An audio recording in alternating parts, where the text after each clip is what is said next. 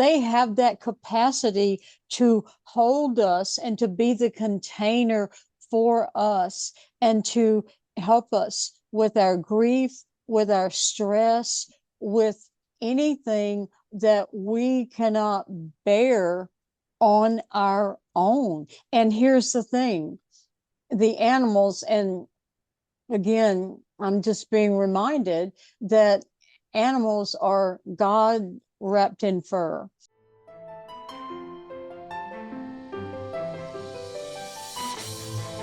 Welcome to Soul Explorers with your hosts, Gary Langley and Sally Taylor.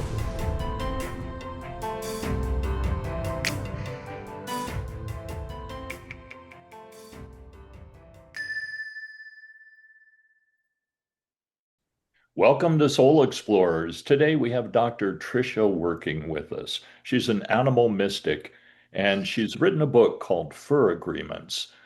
Dr. Working, welcome to the show. Thank you so much for having me. I am honored to be here and to be able to share what the whole purpose of the Fur Agreements is about. Such a blessing to be with y'all today. Oh, thank you so much. And we're thrilled to have you here as well.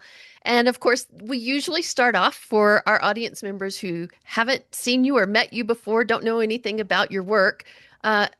Basically start off with telling us about your background and what brought you to the work that you're doing. How do you become an animal mystic? And what does that mean to you? What does that term mean? That is something that and I use these words interchangeably, but God's, the divine source, whatever works for you. And it's the difference for me. And as far as I know, I am the only one using the language animal mystic.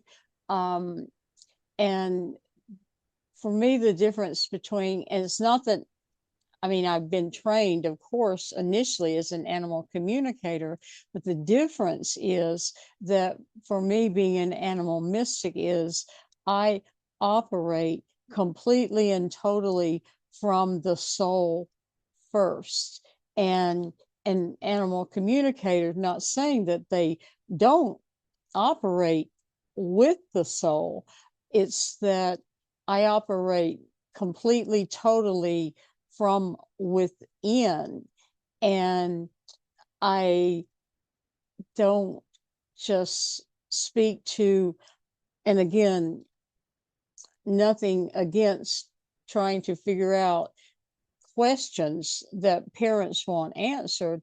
It's that I operate strictly from the interior of the soul first. And animal communicators are fabulous, and they talk to the animals. And it's not saying they don't do soul work. I don't talk only to their animals. I speak immediately and always through their soul. And if that makes sense. And of course, we all know that the amazing Penelope Smith is the grandmother of animal communication. And that's how I originally got my start, was opening up to be an animal communicator. As I grew, then my skills also grew and developed. You know how we always talk about evolving, okay? Well, now through my work, it's not about evolving any longer. It's about the term that God gave me. It's about inner evolving, okay? And working with your soul's interior landscape. And it goes not only for you on your spiritual journey, but with also that of your beloved pet. Absolutely. And I love that you were, working from that inner landscape, that inner expansion, because that is our process as well, isn't it? It absolutely is. So let me ask you a little bit, because Clearly, the title of your book, The Fur Agreements, is a bit of a play on the word of the Four Agreements, right? Which is a Yes, well-known spiritual text, right? And yeah, but I wanted to ask you, what do you mean by an agreement in this case with our animals, and uh, how do you understand that agreement? Can you give us a little bit of background on how you're viewing that? absolutely. And before, and my book was first published in 2012. And at that time, no one was speaking of anything like this.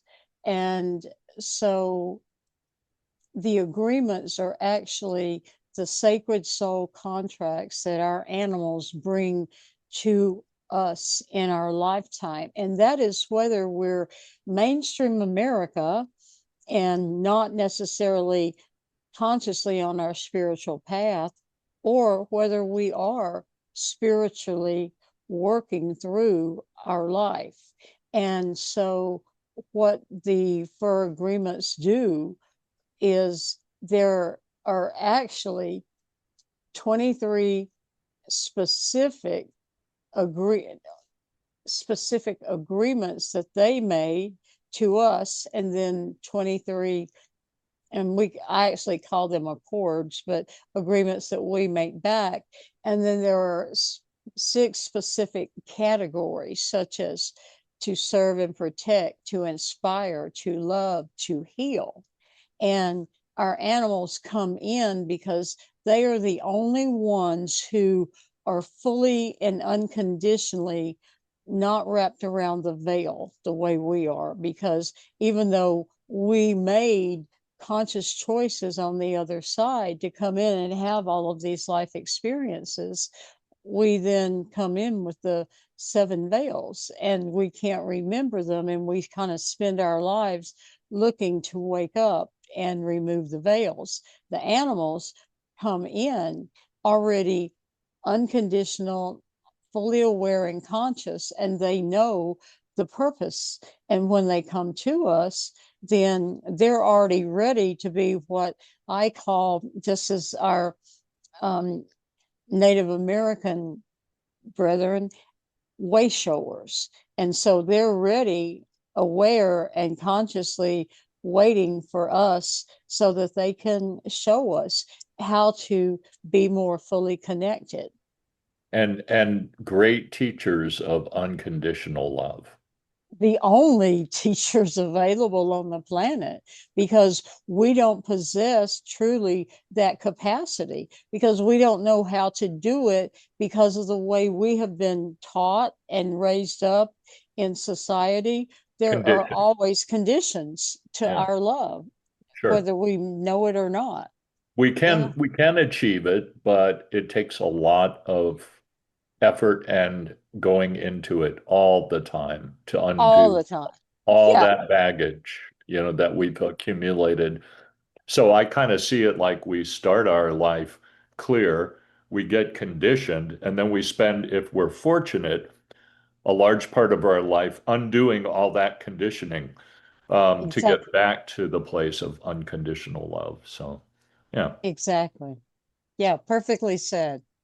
Absolutely. And we So, can remove the veils. We just have to learn how to do it. And they're our best bet at helping us remove the veils. Yeah, so let me ask you a question then, because of course we share this planet with millions of animals, right?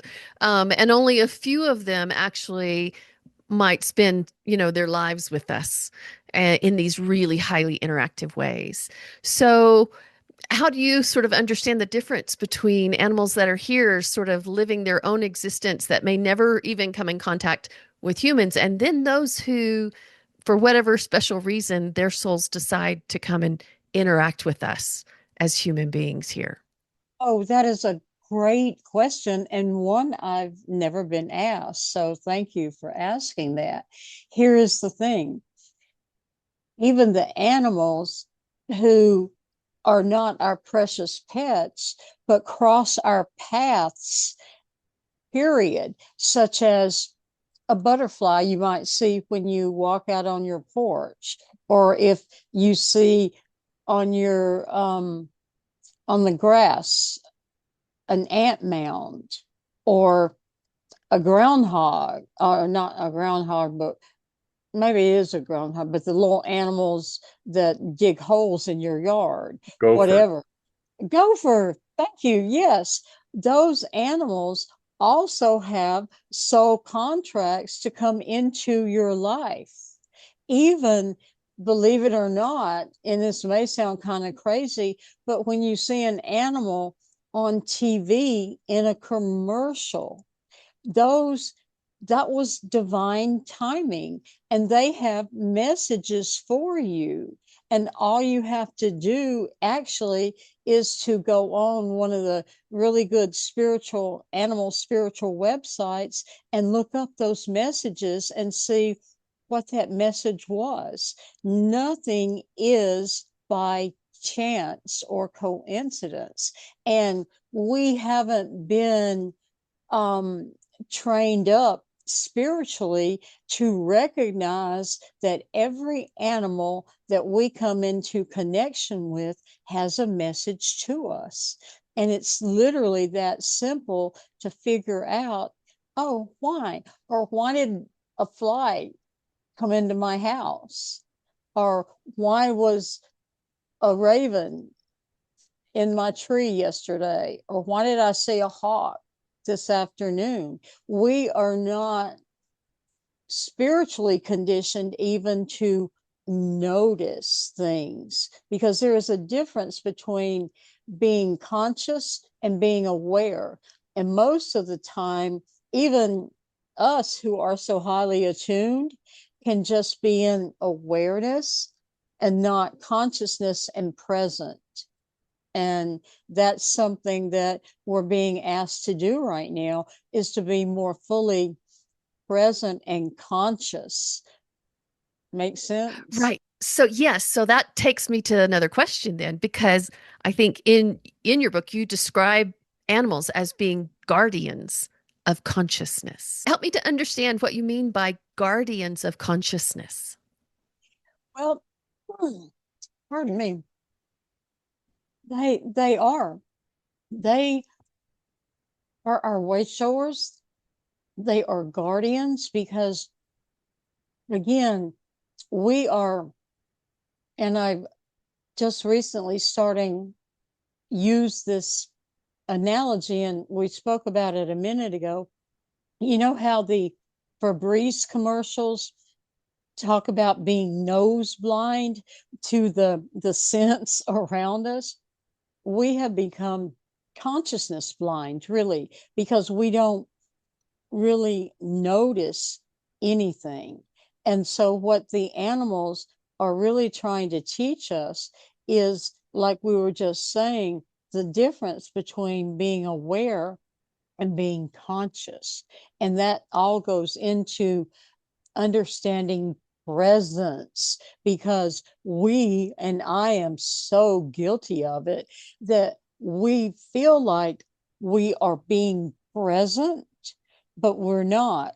We are literally being just in a state of awareness versus consciousness. And so our animals really are the guardians of consciousness. And when I was writing the fur agreements, and it was literally channeled to me by God, by spirit, what I was given was this triad of animals, consciousness, and spirituality. And no one, to my knowledge, has ever used that framework. And so when you look at it, animals, consciousness at the peak of the pyramid, and spirituality, then they really are the guardians of consciousness. And we bring it in via the element of spirituality. And so they become the guardians of consciousness, and also through the delivery of spirituality. Does that make sense? It does. And had me thinking about the fact that whenever I'm interacting with my animals, whether it's my cat sitting on my lap or, handing a treat to the dog, whatever it happens to be, to the dogs or whatever, um, they bring me into the present no matter what. And they always live in the present. Like they're not thinking about the past or the future. They are always immediately in the present. And just being exposed to them, ooh, I'm getting chills, Yeah. brings me into the present as well. And that's what all spiritual teachers tell us to do, to be here now, Yeah. right? Yes, Exactly. the past and the future is a human ailment. Yeah, and literally, I never had the language until you just kind of asked me that. That's the first time I've ever even explained the triad that way. So thank you for giving me that language to bring it into form. Never Thank have you. I had that. So yes, that's really beautiful, and I love that concept. Um, so tell us a little bit about how you do your work with humans and animals. How do you act as a go-between for them? Well, it's literally what we're doing right now. I have a conversation with them. It's not your typical, what I would call cold reading, because I don't do anything cold. Um, I literally just tap into our energy and our connection and ask a question, and then the energy begins to flow and a conversation emerges. And so, whatever spirit God wants to reveal starts happening through a conversation, just like us. And it's really different and similar to what others do, only it's this, you know what I'm saying? They may come in with a question, however, they receive what God wants them to have. And it just flows through and forth. And the thing is, a lot of times people will come in going, fix my pet. They're acting out. And it ends up with them understanding that it's beyond the behavior, because it's never about fixing the pet, because the pet in their misbehavior is always trying to give back a message to the family member that it's not about me, it's I'm trying to show you what's going on with you. So it always 100% of the time shows the mom, whoever, what is going on in their life that they were just unable and unwilling to see. And so that's how the conversations end up going. But it always comes back to the guardian also, because as you know, we don't own pets. We're their guardians. So, and that's how my work is also differently done differently than a typical animal communication session. It's whatever is meant to come through will be given to them, regardless of what they think starting off.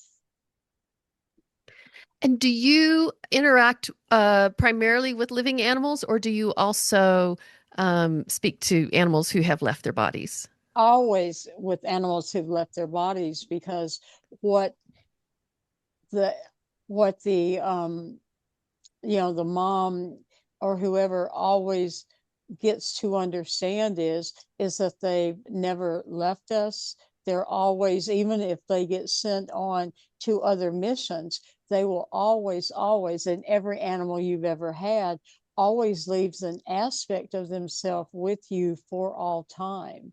And also, what is so crucial and is explained in depth in the fur agreements, not only do they make a sacred bond with us on the other side when we're co-creating our lives, that they choose how they come to us.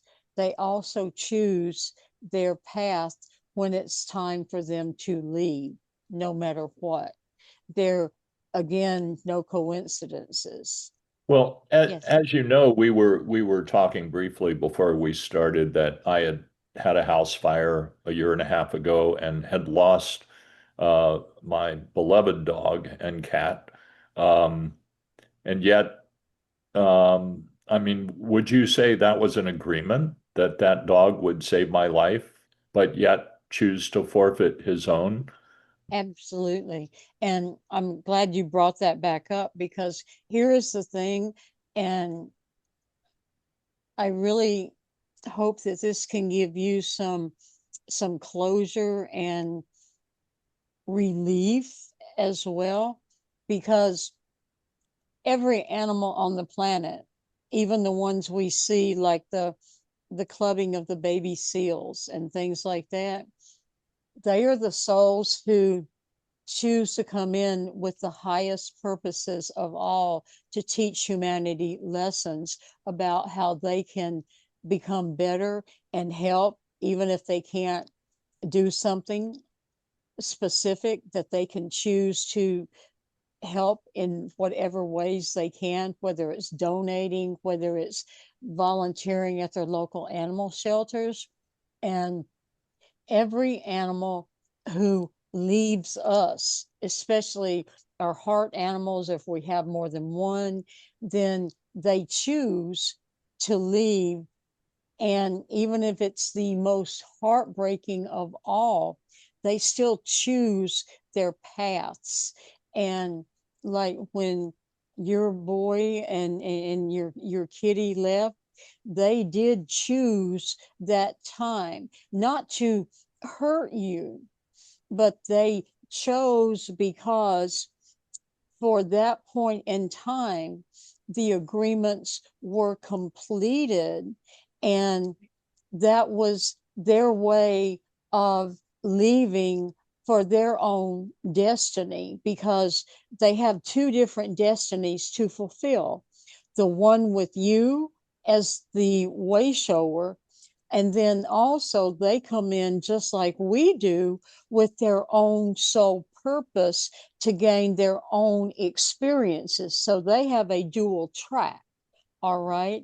And I know you had mentioned that for a time prior, they were both loving up on you and spending extra time. And I'm getting chills now as I'm saying this. That is also, although we don't always know it, that is their way of beginning to say goodbye. And it took me a long time to figure that out. I just Yeah. thought they were having extra cuddle time. I didn't recognize the signs. And Mhm. now I know the signs, but they were really telling you goodbye and imbuing you with their essence so that you would not be able to forget it, and that you could pull it up. And again, more chills, that you could pull it up in order to remember it forever and wrap yourself in that for comfort, because they knew that the fire was going to come and that they were choosing the fire as their exit point. Does Yeah, that help? yes, that absolutely does. They taught me so much, both of these animals. And a long time ago, well, not that long ago, a few years ago, I used to manage a camp in California. And at the main lodge, there was a stray cat that showed up in the 90s and lived at the main lodge. Didn't want to live at my house, but wanted to live at the lodge and would run out and greet me every day. Well, one day I'm over there and I'm painting the hallway. And I step outside, and that cat comes up and starts talking to me. I mean, when I say talking, meowing, of course, not in human words. But I immediately knew this cat that had lived there for 5 years was saying goodbye to me. He would run out, or she would run out every day when I drove up to the main lodge and greet me. And but this day I knew that cat was saying goodbye. And do you know, the next day that cat was gone. I never saw it again, but I knew. So is that a telepathic communication? Yes, and perfect lead in, because I was just thinking to remind myself to mention that animals certainly do understand English or whatever language that they're raised with. However, they are telepathic. They communicate in pictures. And so, for those of us with pets, if we want something to occur or we want to connect with them, one of the best ways we can do it is to think in pictures. And though, like the universe does not respond to contractions, because what happens with contractions, they tighten up. So if your animal or animals, if you want a certain thing to occur, then you send them a picture of like cuddling with you or sitting with you on the couch or sitting on your lap or using the litter box. If you want behaviors to not occur, you don't say don't do that or stop. You imagine them doing the opposite of what you don't want, and you don't say don't do that. You say do this, play here, whatever. And that is one of the most helpful things you can ever do to change behaviors and to stop the unwanted behaviors. And another wonderful tip is if they're um, getting fractious or upset or whatever, you can just simply say in a loving way, hey, change your energy. And that can work wonders. So those are two things that if you can begin to do that with your animals, you can, and you have to do it over and over, because again, it takes, well, 30 days to create a habit, but it will, if you just continue to send them pictures of the things you want, and you can reinforce it with your language, that will do wonders for your relationships within the family dynamics. I think that is extremely valuable information. Thank you for that. Thank you. Yeah. Yeah. And it seems like so often they also mirror our own energy, don't they? Totally. And here's the thing with that, they are so connected to us within our essence, and we don't recognize that. So that's something also that I work with people on to help them understand the depth of their connection to us. And another thing is that's why they are here to help us heal as well.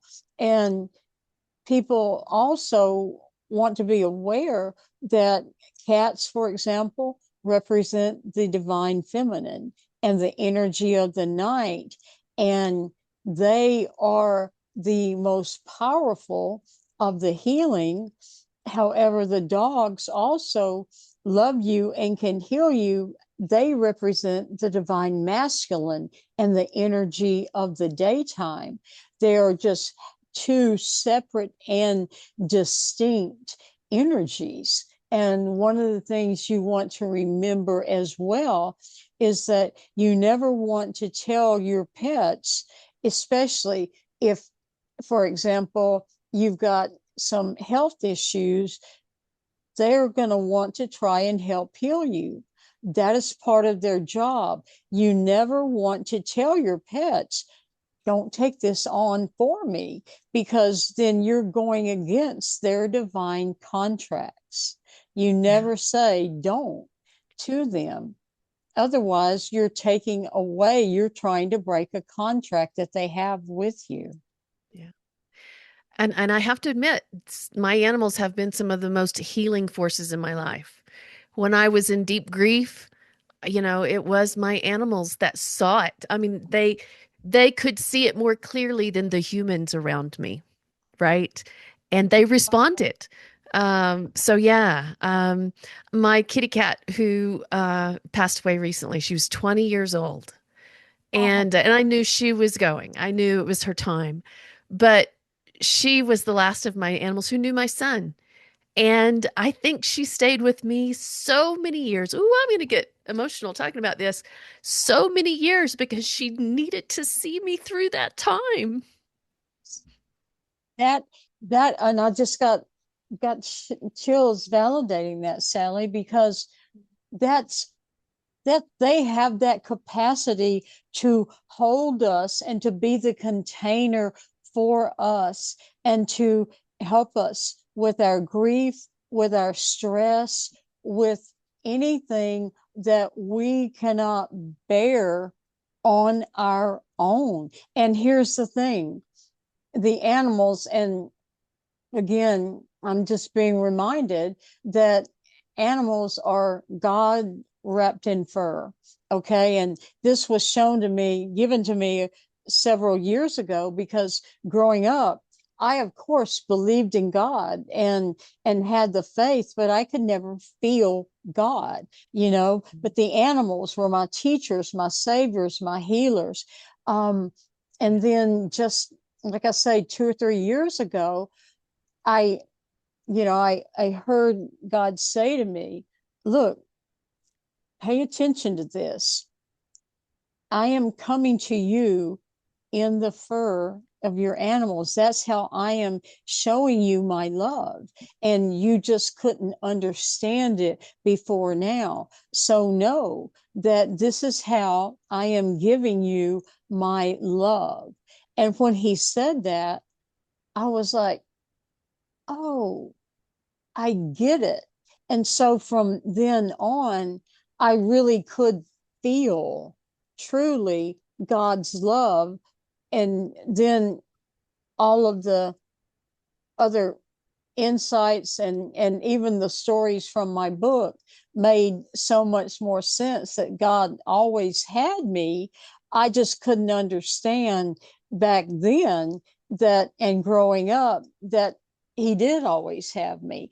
And so I would love for your audience to, if they're willing to play with the invitation, to think of this is God showing up in fur for you and just wrapping his arms around you through the paws, through the feathers, through the horse's hooves, whatever. But God showing up for you through your beloved animals, whatever. And if it's not in fur, if it's in feathers, that's fine. But God is showing up through you, through your beloved pets, even if it's an iguana, but that made all the difference in my life because I could finally feel God's love. I didn't just have to have the faith in it. Right. That's beautifully That stated. that makes perfect sense to me. I mean, and when you said it, I never get chills, and I got chills.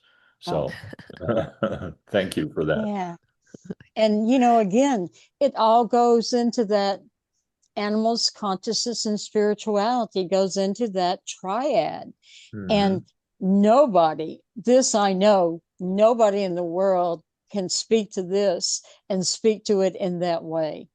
Hmm. And I feel like if we can begin to get that message out, God is showing up in your animals for showing his love for you.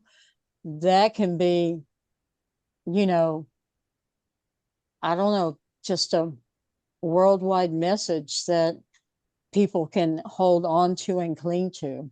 Yeah, and not even only our animals, but a tree.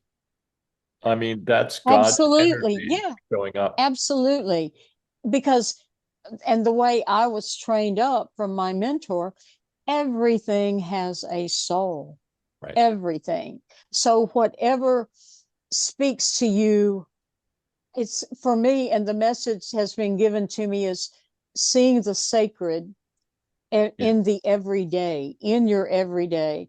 However, the sacred shows up for you, seeing the sacred in your life every day. And if you're a painter, if you're a writer, if you crochet, if you play the piano, how do you see the sacred in your everyday life? And for those of us who are animal hearted, it's the animals, if you're a mom, if it's your children, you know, but how do you find a way to see the sacred in your everyday life? Absolutely. Hey, thanks for watching. If you're enjoying these conversations and want to explore more perspectives on spirituality, mediumship, channeling, NDEs, and personal growth, hit that subscribe button. It really helps us bring you more amazing guests with unique stories to share. And we'd love to hear from you in the comments. What's your experience been? What topics should we explore next? Your engagement helps other soul explorers find us. Thanks for being part of this journey. Now back to the show. Well, Yeah. this brings me to a question too about animals that I've read in several places. And I think it was an animal communicator where I first read it, that animals that become our pets become more evolved for that relationship than, say, a wild animal. Is that true? No, not, let me just say, because I'm not going to, well, I will disagree from my own experience. I'm not going Okay, to take away from someone else's experience. sure. But from my experience, that is not true. Hmm. All animals, the animal kingdom, who did God create first? He created the animal kingdom. And he Sure. did that for a purpose because they are the highest level of unconditional love. And what is the highest level of being? It is being loved. You cannot get any higher. And Right. he put forth the animals first. He gave us dominion over the animals, and we turned dominion into domination. Right. And that's our fall from grace. And what we're now doing, and through my work, is I have been asked to be the bridge of healing that rift. And so, from my experience, the animals, all animals, are more highly evolved than we are. And because they have never lost the link to the divine. So it doesn't matter if it's a wild animal, if it's a snail. Hmm. When you talk to them, they have more knowledge of the divine than we do. Well, have we lost the link to the divine or just forgotten it? No, we've turned it off. Hmm. Like if you're on a telephone line or a So party line, forgotten it, you forgotten it. we've got a busy signal. Yeah, and Sure. all we have to do is tap back into it, and the animals are the live link, so to speak, you know, Hmm. and you could potentially also tap into it through the trees, through nature, whatever. But the animals are literally the live link, the source. And I mean, there are so many. I mean, look at the whales, the dolphins, how they connect and communicate, and we're still researching what they're able to say and tell. So, and we can also turn on our connection. It's just hard to do by ourselves. We have to have someone help us turn that back on. I was lucky that I had an amazing mentor for 10 years, and I became like her daughter. And so for 40 years, I still had her. but even she couldn't force my connection to the divine. It had to be turned on completely to the animals. I mean, my connection, like I told you, I'm claircognizant, so I connect through, and I'm a channel, but I couldn't reach my own connection except through the animals. Like, and didn't that sound crazy? Like I can connect for everybody else, but I couldn't connect for myself. That is interesting. It brought up a story of something you had said earlier about giving them the mental pictures Mhm. instead of saying, no, don't do that or do this, but giving them a picture. And I'm going to tell you a brief story. I was visiting a friend in Berkeley, California, many years ago, and I was telling her I have this affinity with animals. Like I could go in a friend's house that had a cat that didn't like anybody, but it would come sit in my lap. Um, and so we're taking a walk, and there's a cat on the other side of the street. And I said, no, really, watch this. And it just occurred to me, I sent a mental picture to that cat and said, hey, come here. And that cat did a beeline for me. And she was stunned. But it was that connection, that and sending a mental picture to the cat of crossing the street and coming to me. I mean, it was instantaneous. So the mental picture thing is really something to be aware of, I think. Yeah. And I can attest to Gary's affinity because he's pet sat for me a few times now, and my animals just immediately adored him, and that is not true for every person they have ever met, but they immediately loved him. In fact, the last time I had a fairly new puppy, and she was getting better, but she wasn't perfectly house trained yet. And I had to go on a trip. I was really hoping I'd have her, house trained in time for Gary to come to stay. Well, she had one accident while he was there, and he basically explained to her that there were other ways to do this. She's not Yeah. been a problem since. It, She was perfect ever after. it was the first day Sally was gone. There was a little pile by the door, and Yeah. I didn't get angry. That's the Yeah. wrong thing to do. And people do Totally. that and hit their animals. The animal doesn't know what's going on then. But I just sat there and had a conversation and said, it's really you're too big to be doing this now, you know. And never for the rest of the 2 weeks I was there, not a single accident. Perfect. Yeah, Yeah. Oh, she's I been love good that. ever since. Yeah. And Maybe I you missed know, my calling. well, you can always add to it. That's it. Right. Yes. That's exactly Yeah. right.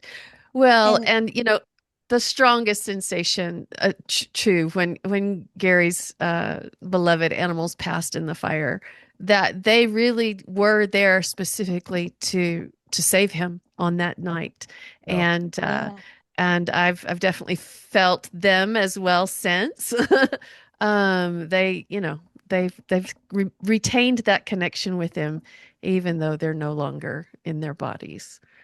Yeah, So and I'm glad you mentioned that too, because that is something I wanted to um, explain for people so that they can, in case they happen to be trapped. Um, your animals, like I had mentioned earlier, are never going to leave you. They're always going to have an aspect of their soul with you.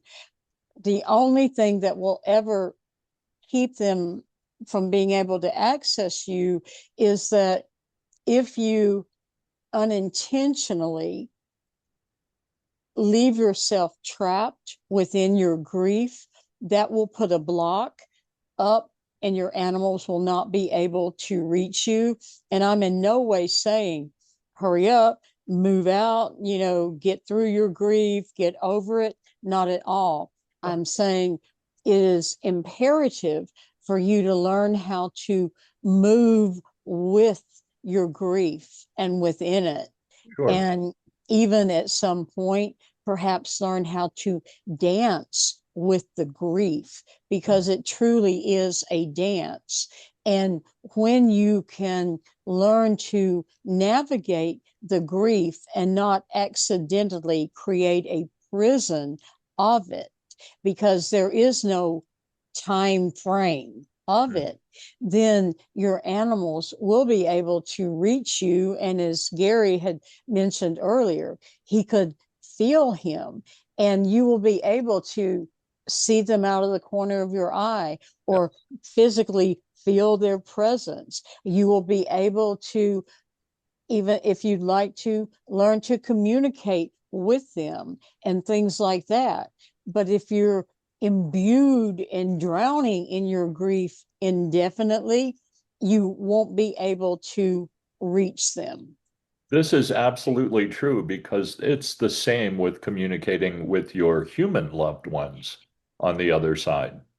That is true. And that was the whole message of the Four Agreements, because God said, Tricia, this book and all of the messages, especially around transition, are meant for humanity, but they will never be able to accept it yet. They will be able to accept it through their animals, and eventually they will be able to understand this is what we do for the people too. And so now we're beginning to come into the arena where they are willing to hear it for themselves. So, but we begin with the animals because we'll do that for our pets, that we won't do it for ourselves. So you're right. Right. Well, and that brought to mind for me my very first dream visitation was when I was 14 years old and my little dog had passed away, and she came to me within a few nights in a dream. And it was a visitation dream. It wasn't just kind of your hazy daisy, can't remember it the next morning dreams. I still remember it vividly today. And I was 14 years old. And that dream not only helped me with my grief over losing my little dog unexpectedly, but when my son passed and he came in dream visitations early, I was so much more able to say, this is real. This was really him, because I'd had that early experience in my life.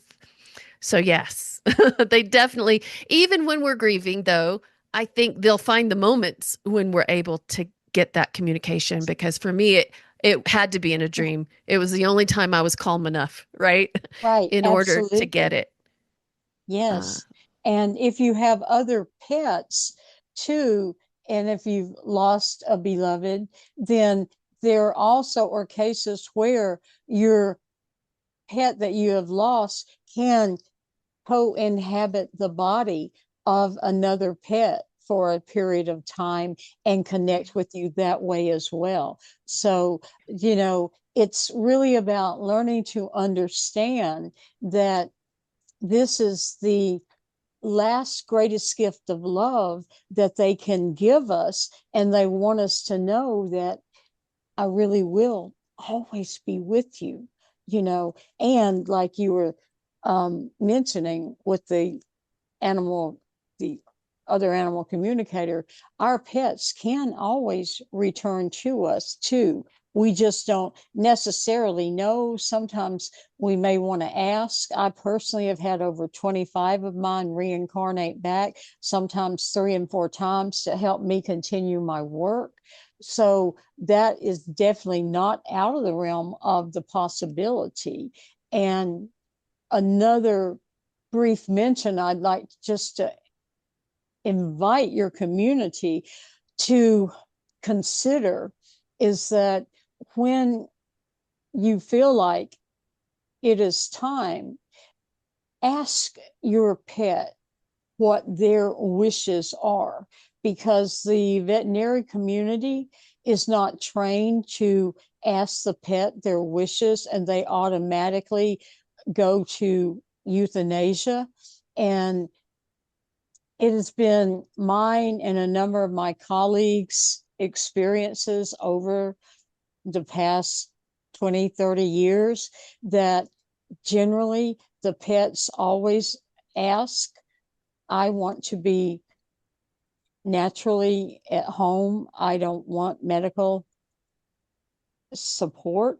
And they always though understand the the parents' desire and they will go with it, but they generally want, if the family is strong enough, to just have the family walk them home naturally and just let it occur.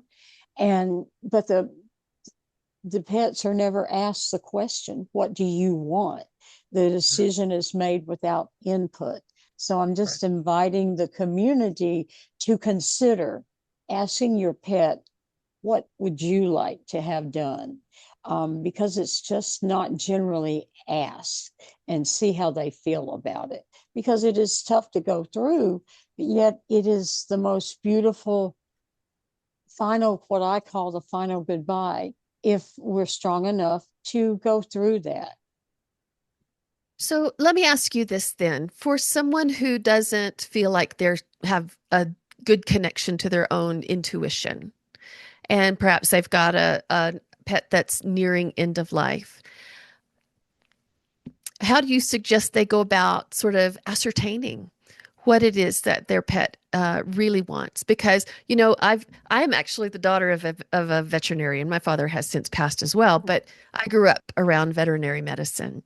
And I have seen both sides of the coin, right? I've seen people who held on to a suffering animal so long because they were they were so attached and couldn't let go.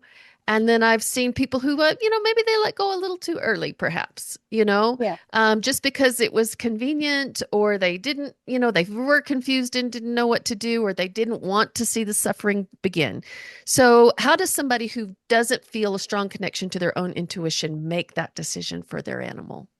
That I'm so glad you asked, because that's a two-part answer. One, you find somebody like me and you get a professional to tune in to help you, because that is the worst thing, feeling like you're all alone and you have to make the decision. And what if I've done it wrong? You live in fear of the unknown the rest of your life. And secondly, here is the biggest thing, and I want to really have a deep discussion about this in the near future. And you hit the key word, suffering. Okay, suffering is a human concept and definition. Animals do not have a definition for suffering and pain. That is what we have defined and what we go through. It is not what they actually have language and understanding for. All they actually have a concept for is truly, oh, today is different than yesterday. They do not in their mind go, oh my God, my lungs are filling up and I'm going to drown, or there's something inside me and they're calling it cancer and it's eating me alive, and oh my God, I can't live like this. I can't.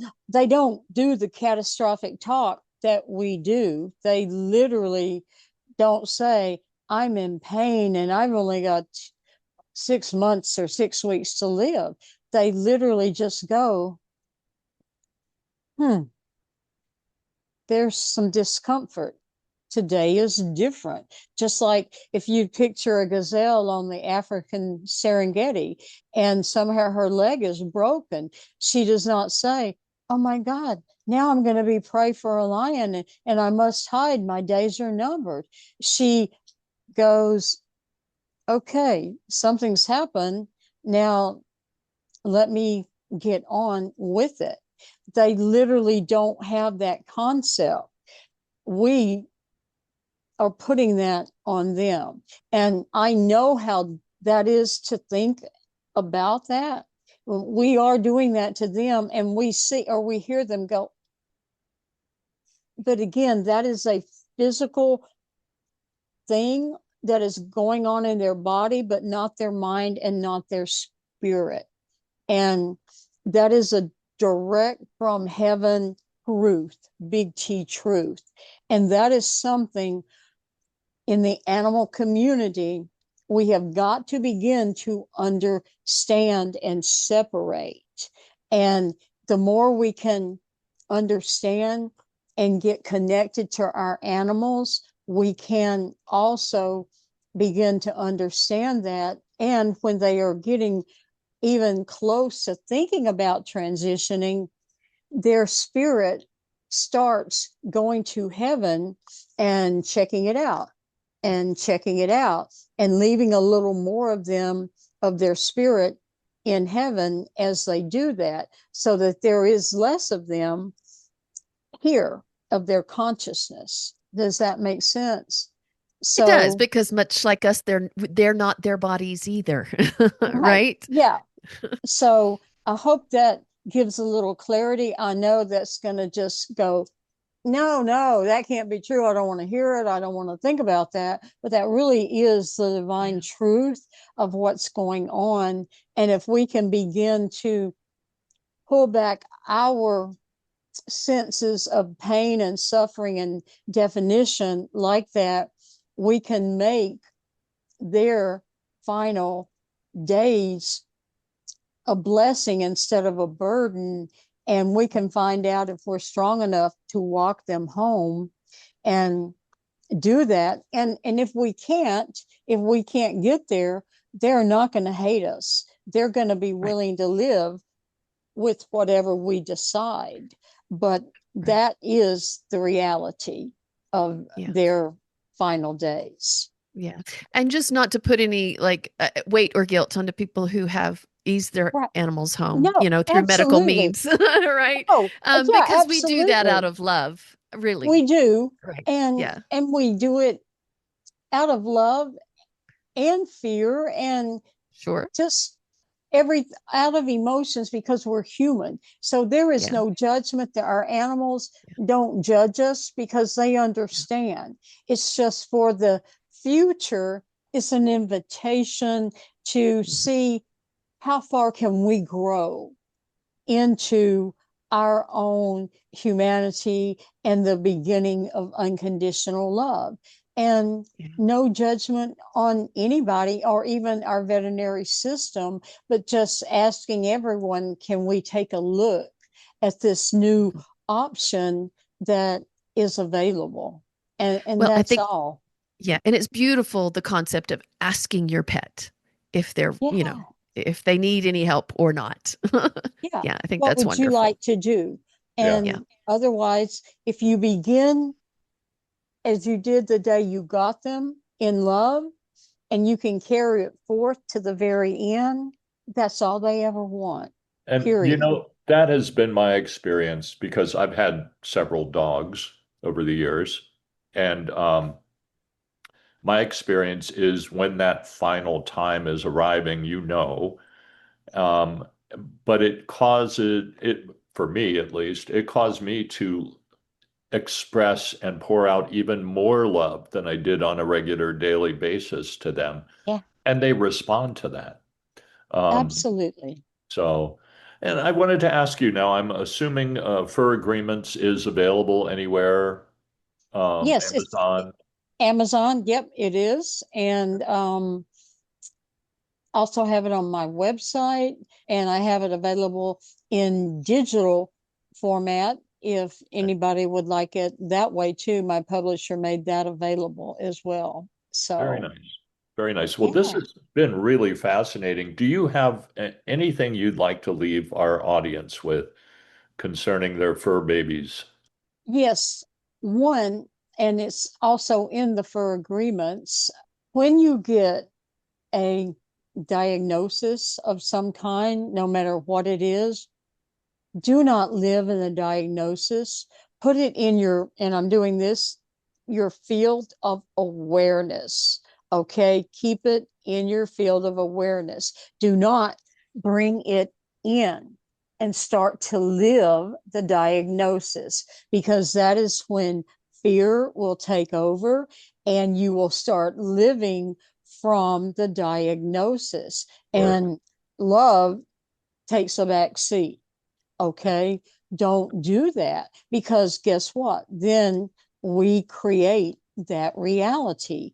Just say, we are not the diagnosis. Live in the presence of the love, not the diagnosis. And also, in the fur agreements, I learned that there is an angel called the Blue Angel, and she is the angel of the animals. And originally, she started out as being the angel for transition, but then later she also evolved to become um, whatever anyone requires with their animals. So if you're having dissension or behavioral issues, anything that you require support on for your animal, all you have to do is call on the Blue Angel and ask her to support you with your pet. And you can write a little prayer, or you can just call on her and say, Blue Angel, my lady, please support me and my pet in blah, blah, blah. And she will be available automatically to help you. There's no limit to the support you can receive. And especially if there is any kind of transition, then she will fully support you in that.